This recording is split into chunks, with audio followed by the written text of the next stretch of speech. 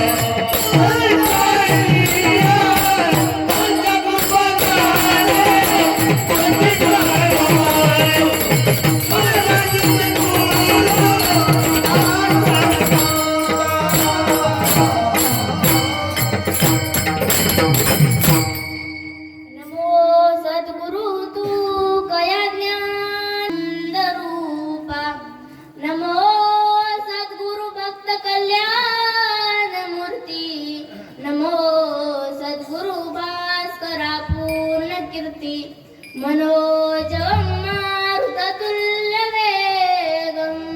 जितेन्द्रियं बुद्धिमतां वरिष्ठं वातात्मजं वानरयूथमुख्यं श्रीरामदूतं शरणं प्रपद्ये नागेन्द्रहाराय त्रिलोचनाय भस्माङ्गरागाय महेश्वराय नित्याय शुद्धाय दिगंबराय तस्मै नकाराय नमः शिवाय शरबिंदु समाकार्य परब्रह्म स्वरूपिण वासरास्फुटे जनरय सरस्वती नमोस्तुते मायोगपीठे तटे भीमरत्यं वरं कुण्डलिकाय धातु मुनीन्द्रे समागत्य तिष्ठं तमानन्दकन्दं परब्रह्मलिङ्गं भजे पांडुरंगं पांडुरंगा करू प्रथम नमन दुसरे चरण संताचिया त्यांच्या कृपादाने कथेचा विस्तारू बाबाजी सद्गुरु दास तुका जयांचे केल्या स्मरण होय सकळ विद्यांचे अधिकरण तेच बंधू श्री चरण श्री गुरूंचे ते नमस्कार मी आता प्रस्तुत प्राप्त प्रसंगी कीर्तन रूपी चिंतना करिता निवडलेला अभंग शांती ब्रह्म एक जगद्गुरु तुकाराम महाराज यांचा 4 चरणाचा अभंग आजच्या सेवेकरता निवडलेला आहे. विठ्ठला विठ्ठला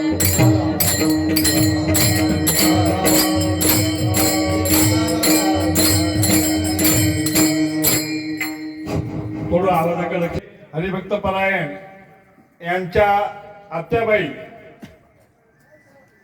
यांच्याकडून पंकजाताई आणि ज्यांना एवढं मार्गदर्शन केले असे चाटे महाराज यांचा सत्कार या ठिकाणी करायचा आहे.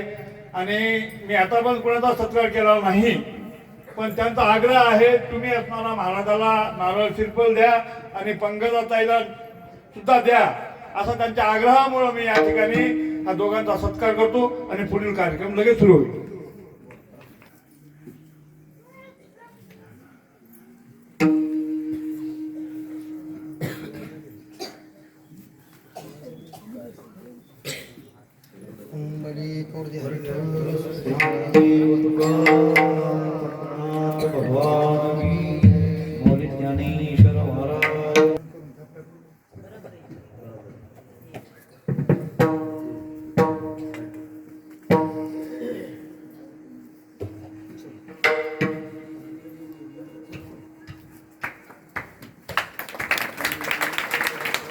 श्री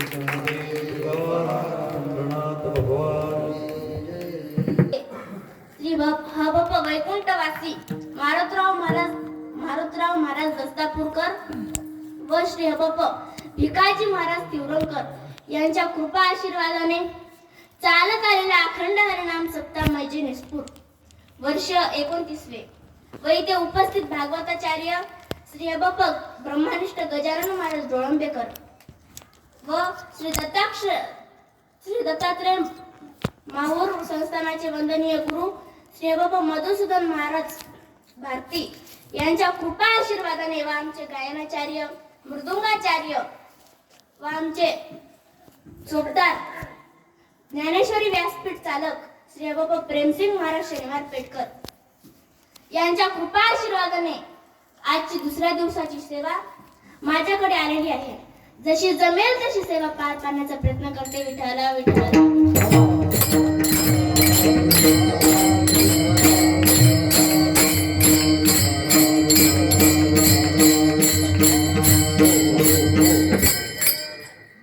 आज या अभंगामधून तुकोबर आपलं मत व्यक्त करतात.